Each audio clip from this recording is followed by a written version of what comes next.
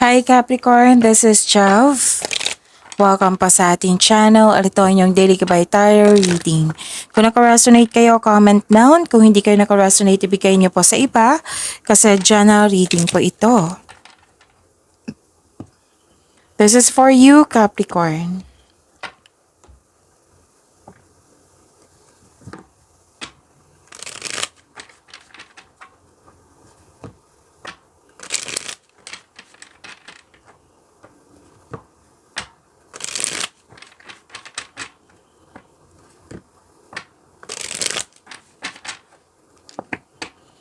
Para po ito sa inyo, Capricorn.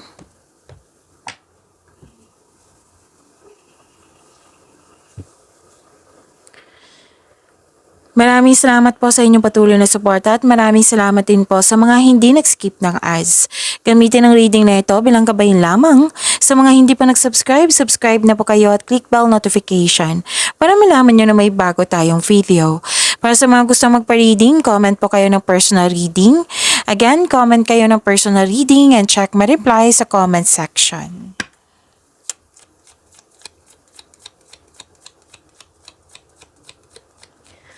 Mga parating po para kay Capricorn.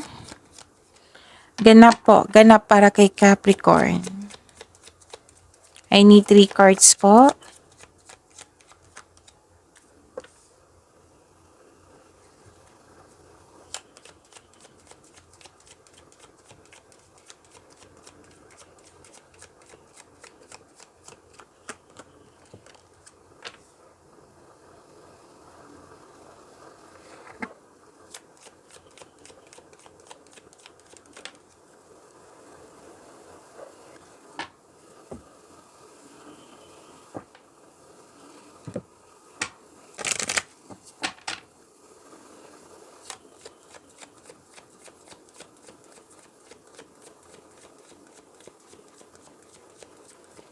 Message po para kay Capricorn. I need 2 cards po.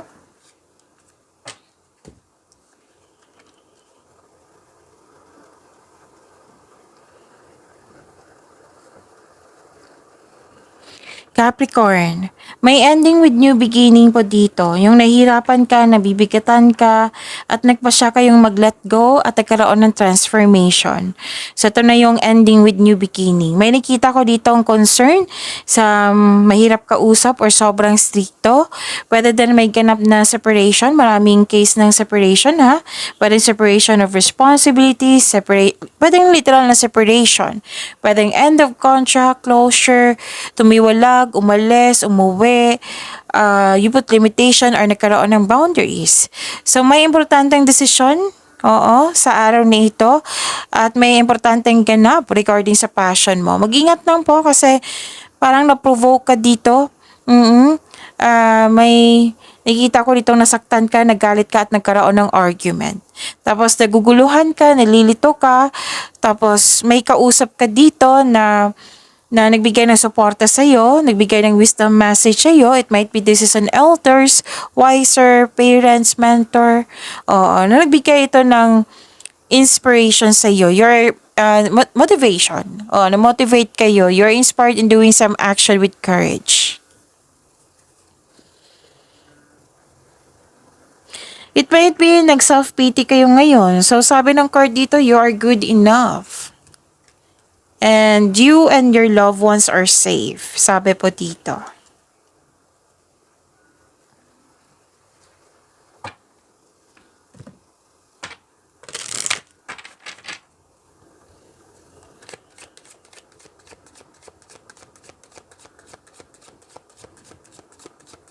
Message po sa career and money.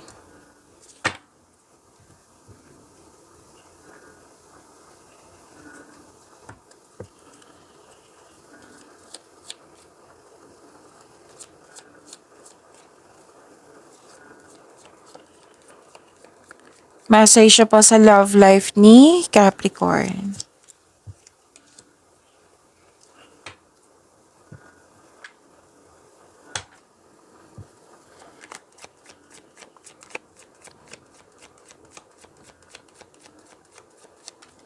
Energy po ni Capricorn.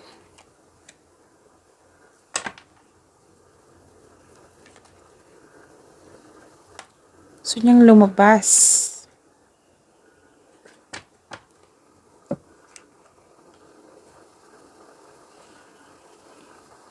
Kung may narinig kayo or may nakita kayong repeating message, meaning to say, pinupush ng cards niyo yan.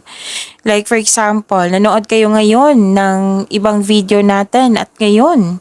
Oo, tapos may napansin kayo na repeating message. Yan po yung pinupush ng cards na kailangan yung bigyan ng atensyon, solusyon at aksyon kung maaari po. So ano yung energy ni Capricorn?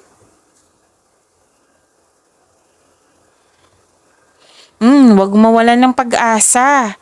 Be confident po kasi nakita ko dito gusto mo mag-give up. Magtiwala po sa inyong sarili.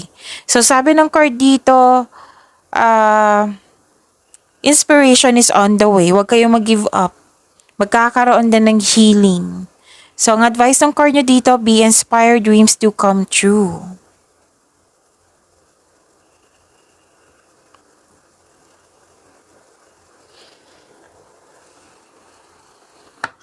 Okay, so may tagumpay ako nakikita dito pero parang ayaw mong i-celebrate or pwedeng busy kayo or not in the good mood. Oo, pwedeng pagod kayo. So sabi ng card dito na kung pagod kayo, magpahinga. Tapos kung okay na yung energy nyo, nare-energize na kayo, then i-celebrate nyo po ito. Celebrate yourself in some small way to increase the flow of positive opportunities into your life. Sabi kasi ng card dito, you deserve to celebrate your success.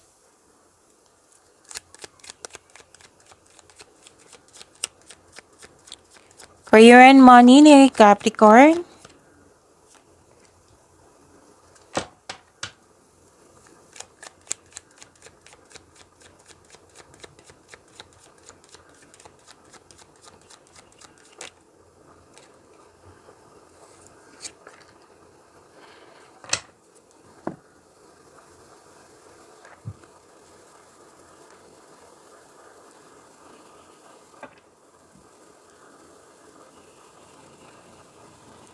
Sa career and money nyo po, habaan ng pasensya. Kasi naiinip ka dito, gusto mong makuha yung resulta, gusto mo yung matapos, basta naiinip ka.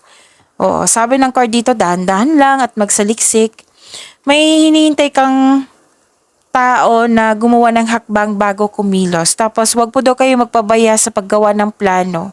Siguraduhin na gamitin yung talino nyo, yung experiences nyo, gather factual information para makabuo kayo ng konkretong plano.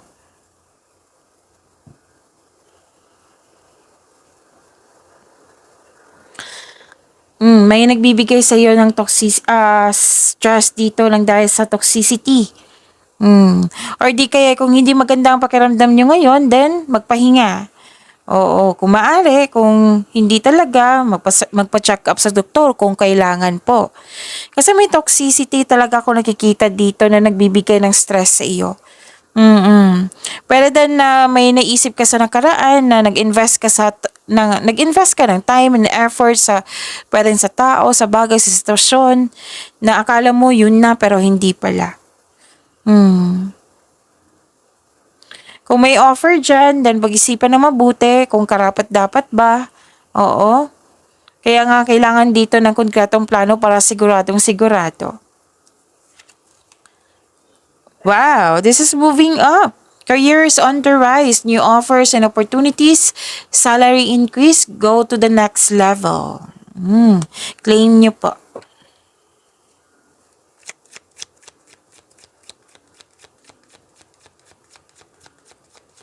Love life, self-love, partnership, and romance ni Capricorn.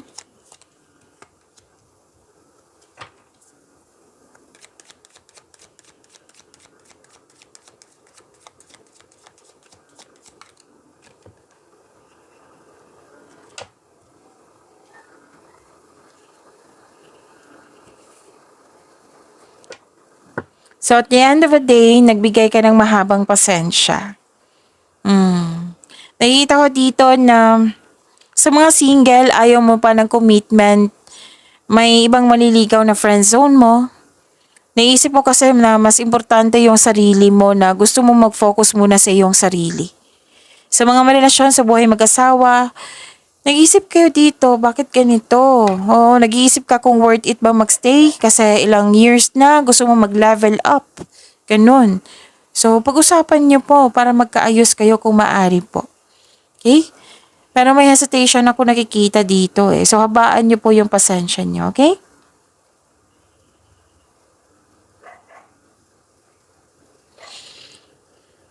At nakita ko rin dito na you felt defeated, lack of bravery, upset, shy or nervous, paranoia. May nakita din akong paranoia dito.